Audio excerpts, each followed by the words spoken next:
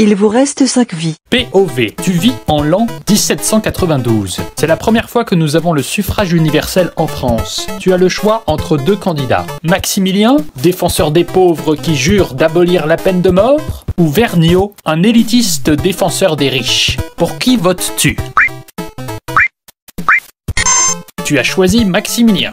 Résultat, 2 ans plus tard, Maximilien te fait guillotiner car tu es soupçonné à tort d'être un contre-révolutionnaire alors que Vergniaud essayait d'apaiser Maximilien et de calmer sa folie meurtrière. Tu as mal choisi, tu es mort. Il vous reste 4 vies. POV, tu es un Allemand en 1914. La menace d'une guerre plane sur ton pays. Aux élections, préfères-tu voter pour le parti marxiste allemand qui dit lutter contre les capitalistes et qui dit que la guerre est une machination criminelle et que pas une goutte de sang d'un seul soldat allemand ne doit être sacrifié à la soif de pouvoir de nos dirigeants? Ou préfères-tu voter pour Ludwig Quid, un député bourgeois capitaliste?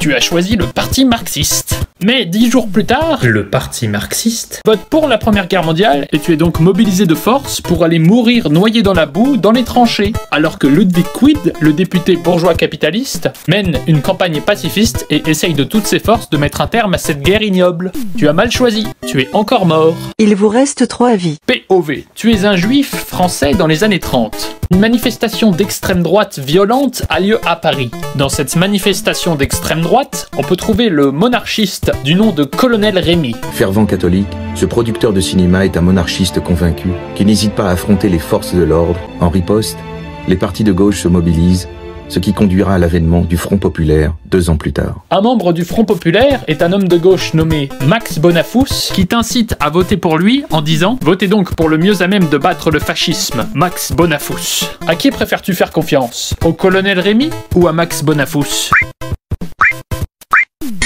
Tu as choisi Max Bonnafous. Mais peu d'années plus tard, celui-ci devient un collaborateur et te rafle pour t'envoyer au Veldiv afin d'être exterminé à Auschwitz, pendant que le colonel Rémy résiste contre les nazis de toutes ses forces. Tu as mal choisi, tu es encore mort. Il vous reste 2 vies. POV, tu es un Algérien dans les années 50 et tu veux l'indépendance de ton pays. D'un côté, il y a le socialiste Guy Mollet, que l'extrême droite juge tellement mou et tellement ouvert au dialogue avec les indépendantistes qu'il se fait jeter des tomates dessus par l'extrême droite quand il arrive à Alger. De l'autre côté, tu as un militaire aux sympathies monarchistes qui prit le pouvoir en France après ce que certains appelèrent un coup d'état, ce qui le força à réfuter des accusations comme quoi il serait un dictateur.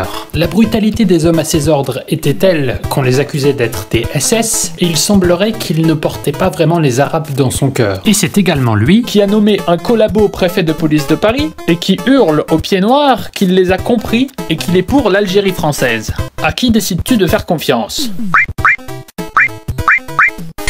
Tu as choisi le socialiste Guy Mollet, mais celui-ci retourne sa veste et nomme le tortionnaire Robert Lacoste ministre de l'Algérie, qui couvre les militaires français quand ceux-ci te torturent jusqu'à la mort, en te tailladant les lèvres, puis en t'électrocutant. Tandis que le militaire qui disait aux pieds noirs qu'il les avait compris, cédera finalement aux indépendantistes algériens. Tu as encore mal choisi, tu es encore mort. Il vous reste 1 vie.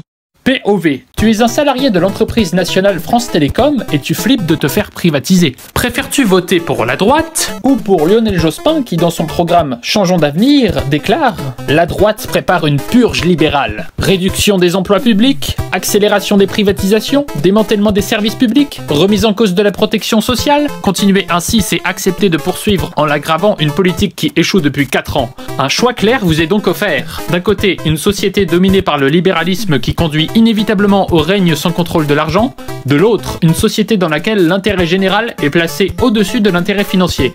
Qui choisis-tu cette fois?